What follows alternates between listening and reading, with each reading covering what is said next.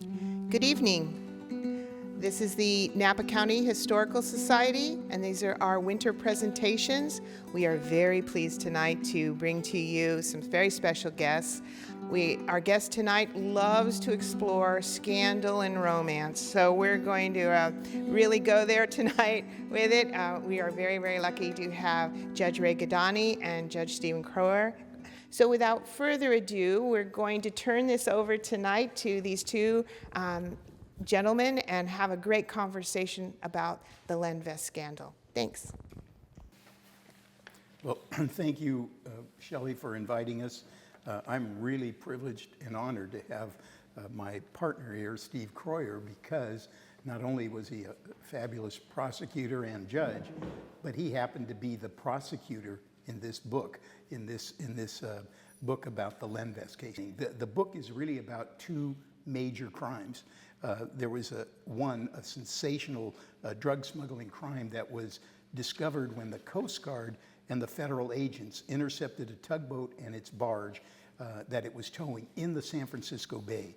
That was on May 24th, 1988. The other major crime was the fraud case occurring in Napa, which stemmed from a Ponzi scheme at the LendVest company. The two crimes were for sure interrelated. But I want to start with the drug story because that is really how this came to Napa's attention. It was known locally as the drug tug scandal. In the San Francisco Bay, the U.S. Coast Guard intercepted a tugboat known as the Intrepid Venture, and it was also towing a barge. And in a couple of days, and it took a couple of days of going through the secret compartments on the barge, the federal agents discovered 45 tons of marijuana and hashish. The feds valued at $189 million. It was reported at the time to be the largest amount of drugs seized in the United States. The drugs were stored in these secret compartments that were meticulously sort of camouflaged and welded.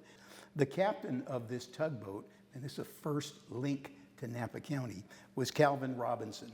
He owned a business called the Drug Master Associates, which was a digging and widening of waterways and removing dirt.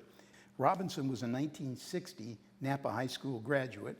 At this time in 1988, he was 47 years old and recently released from prison after serving a 19-year sentence.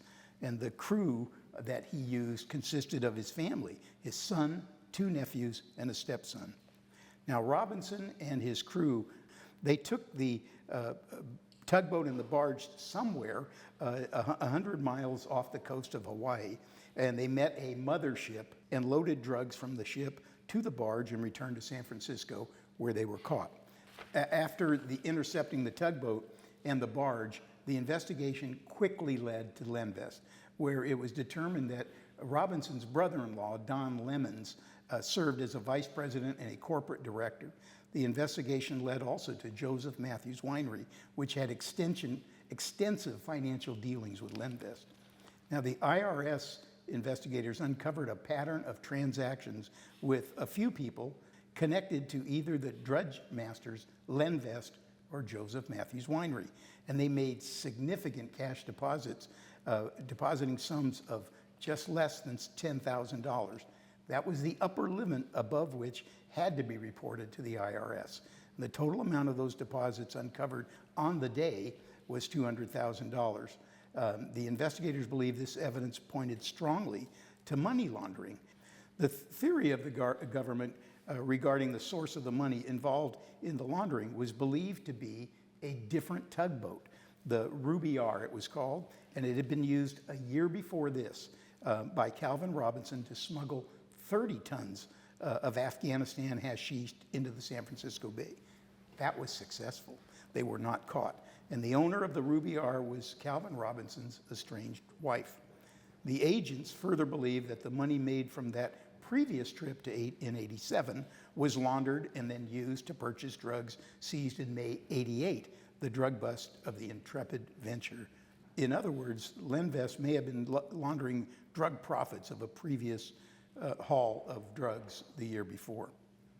The feds prosecuted Calvin Robinson for drug smuggling as well as his young crew. The feds also prosecuted David Anson, Pittner, Sue Robinson, Diana Robinson Rauch, and Calvin Robinson for conspiracy and money laundering. And suffice it to say that Calvin Robinson was convicted of smuggling and sentenced to life. And he was there for 38 years or some such thing, and was released on a compassionate release because of cancer. In a separate trial from Calvin, the crew took a position that they didn't know the purpose of the trip and didn't know they were hauling drugs. And it was all Calvin's fault. They all said he'd been in jail and he was trying to go straight, and so they were helping their uncle and dad go straight. The jury never knew about the Ruby R drug haul in '87 with the same crew. I mean, they had to know it was there, but it was not proven, and they were all acquitted. Sure, it's important to remember that the drug tug case was all federal. It had nothing to do with the Napa County court system or me or anybody in the district attorney's office here. But they were related, as Judge Guadagni just said. So, Ray, my question is, I guess to begin with, is how did the feds even know about or suspect that there was this drug tug out there in the ocean off San Francisco Bay?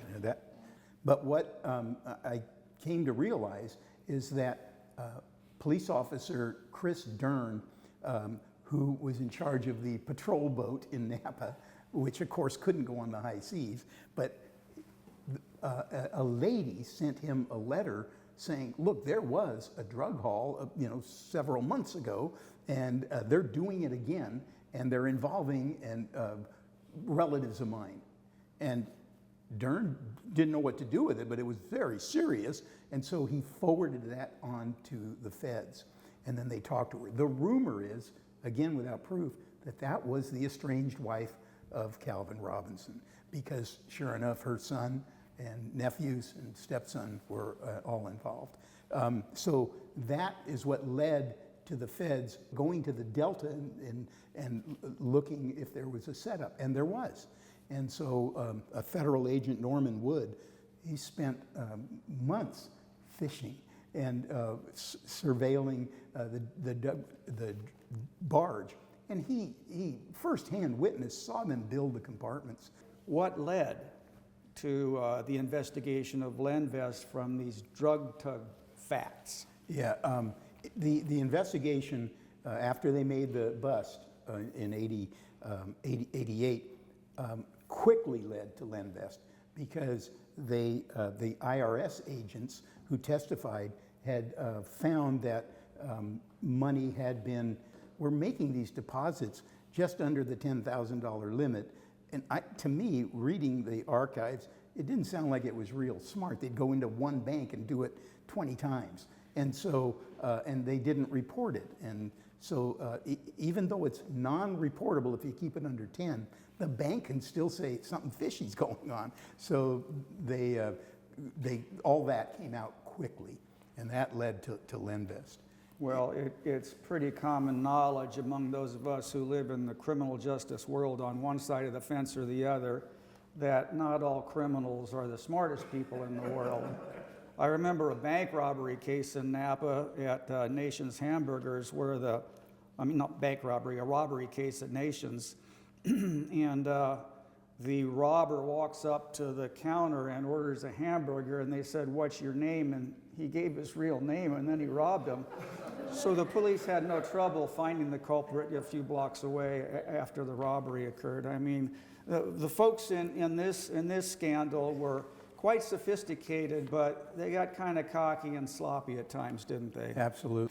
Well, anyway, this gets us to LendVest, and when the publicity hit regarding the drug tug and the ties to the officers of LendVest and Joseph Matthews, it started a run on the organization.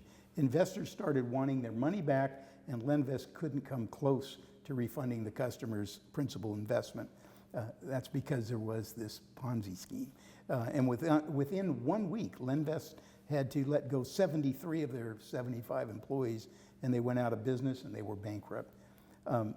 After the ouster of Hansen, he was the first to be kicked out, the remaining officials divulged that the company had an estimated $10 million in assets with $14 million in liabilities.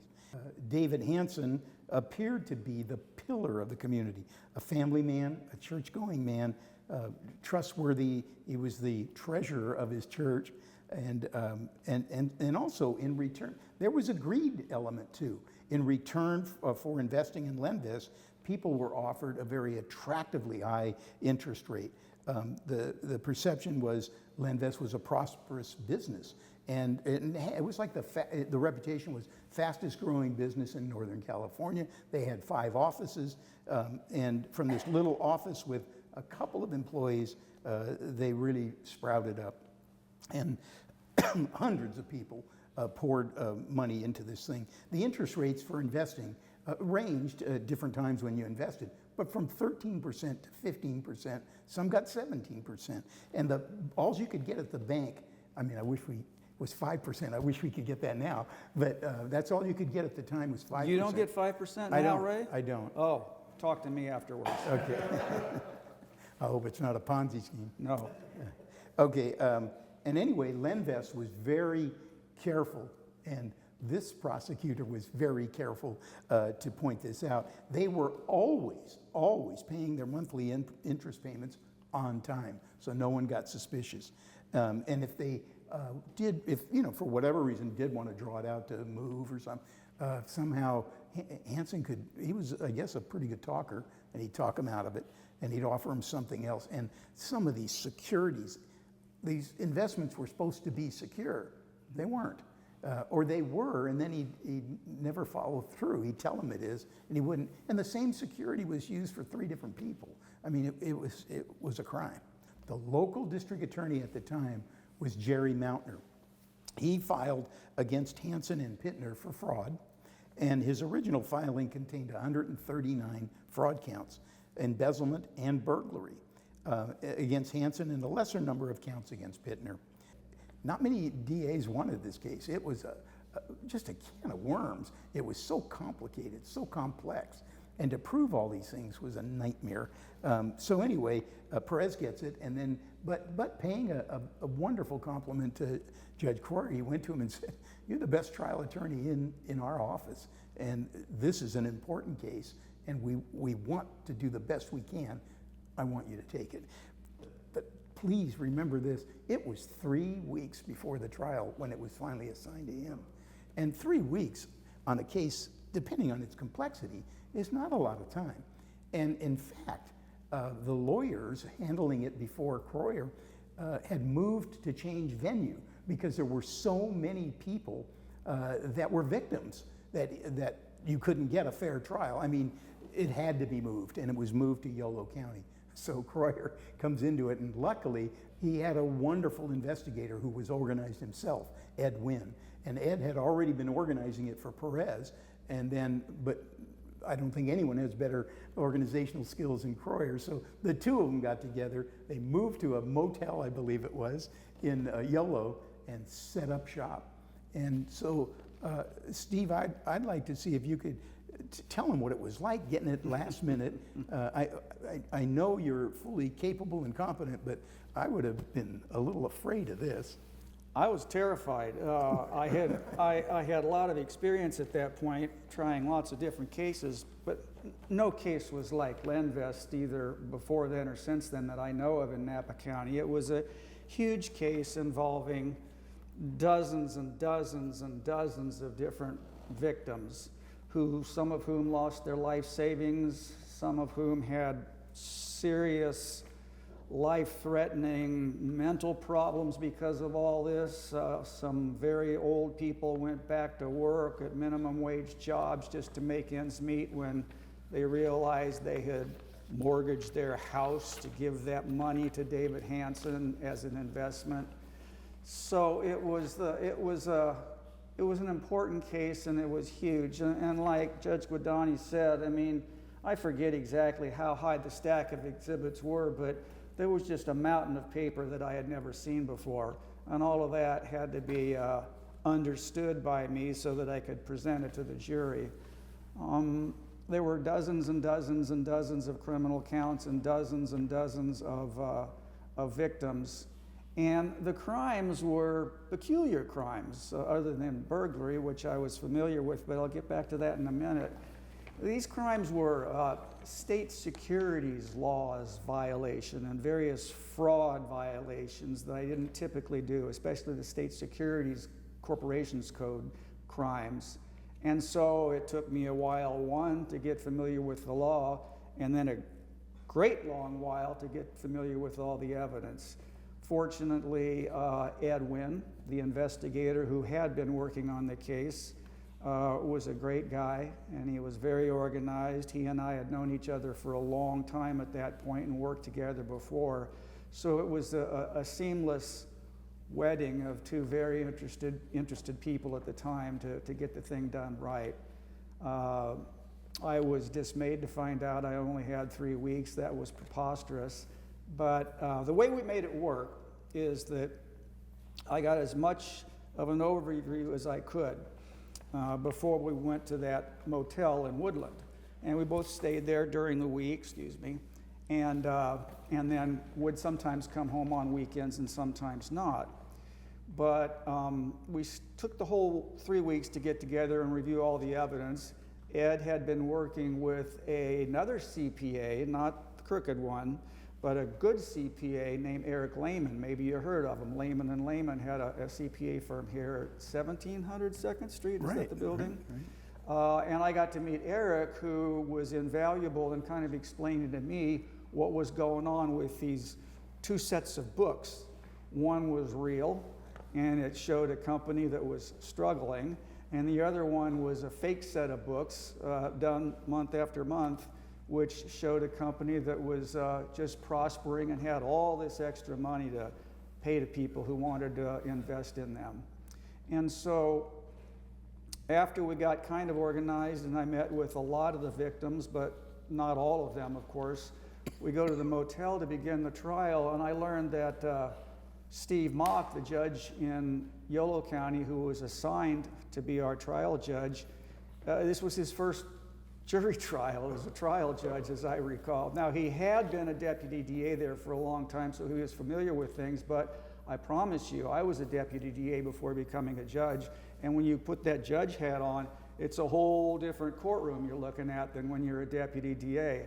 So not only did I have this ridiculously complex case, but I had this ridiculously inexperienced judge who happened to be great, because Ed and I would work nights. That's how we made it work. Every single night, we'd prep the case for the next day's set of witnesses in detail. So we were kind of doing the preparation one day at a time after I figured out what the big picture was. I and Ed would go down to we had a key to the courthouse law library. That's how nice they all were there. And I would go down to the courthouse library and do the work sometimes there. And I would look over at Judge Mock's chambers across the way, and I could see that his lights were on. He was working nights too, because although I wasn't allowed to talk to him, that would be unethical. I could just tell that he, along with Ed and I, were struggling to just keep up with this really complicated thing. The complicating thing in my life, I don't know if you know this, Ray, is that we had just bought a house. And we moved into that house right in the middle of this trial. It was a brand new house, and all my neighbors were putting in sod and plants, and they were having parties, and I'd come home and I'd meet these people, and they'd go, "Who are you? Do you live here?" So it was kind of a big mess. And then I had about a 9-month-old daughter that we were all dealing with too. But bottom line, it was a really important case. Everybody knew it, including me, and so it deserved our very best efforts to get this thing done and make sure the victims felt some sort of satisfaction with the result. Yeah, and speaking of that, he's not going to brag, so I'm going to brag for him. It was he had 3 weeks to prepare, and it was a 7-week trial.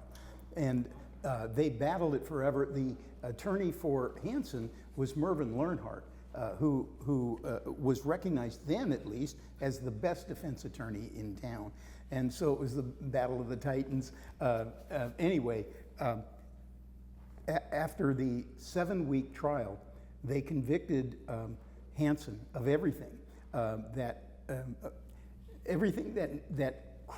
Steve Kroyer needed to get the maximum sentence, and he did get it. And at sentencing, it's rare that you see jurors come back for sentencing. If you were in a 7-week trial, I mean, you might bond with the jurors and stuff, but you got to get back to your life. And sentencing is not for a month because they have to have probation reports and all that. 11 of the 12 jurors came back, and the 12th just couldn't, but kept in touch because they were so invested with it, they wanted to see it. And one of the jurors asked Judge Kroyer if he would consider running for governor, because he was that impressive. I do want to tell you another thing in complimenting Jerome Mountner, who recently passed away. Jerry Mountner, this was like a law question to us. He spotted all these securities fraud, but it's in law school, they may give you a hypothetical fact situation and say, what crimes, if any, were committed? Well, everyone could get the securities fraud, but what was there was Hansen entered some of the investors' homes to sell them fraudulent securities. And that was entering with the intent to commit a felony, which was a first-degree residential burglary. And most people and jurors was a concern of Kroyer's that when you say burglary, you think someone's saying stick them up or give me your stuff. And so he had to painstakingly point out how this was a burglary. And the reason that's so important is because it was gobs more sentencing on a first-degree residential burglary. That's your home, and so the law puts a very high sentence on it, much higher than these securities frauds. And I think the only ones they could charge where they could prove it were 5 or 6 of them.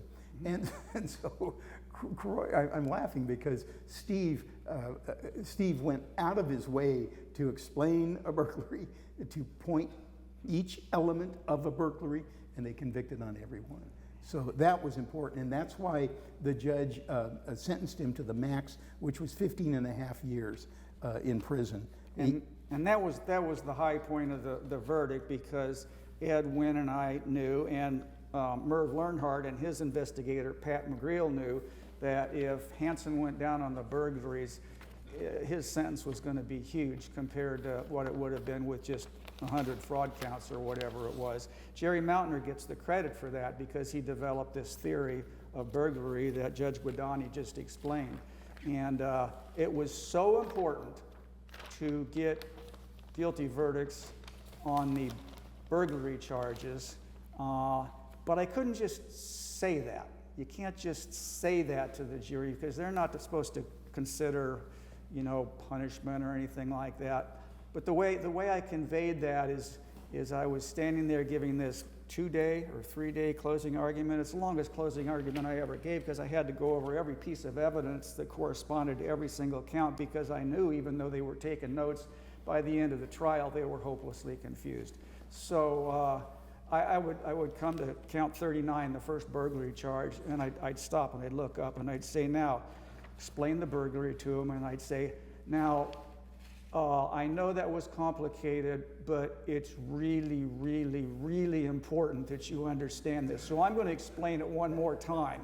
And then I would say, and I'd always ask them to find the defendant guilty on any given charge. But when I came to those burglary charges, I would say, instead of saying I would like you to find him guilty because the evidence proves that, I would say I would really, really like you to find him guilty. And they did. We knew the judge was going to give the maximum sentence that was allowed under the law, so it all worked out.